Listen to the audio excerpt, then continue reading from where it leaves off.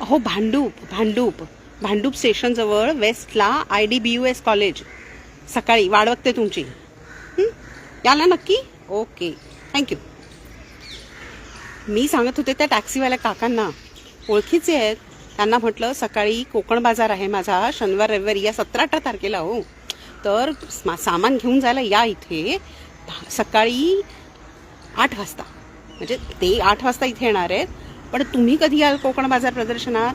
सकाळी 11 वाजता Bhandup west IDBUS college Konkan बाजार प्रदर्शन. हो, माझा पण स्टॉल आहे आभा फॅशन ब्रँडचा. आणि काय असतं त्याच्यात?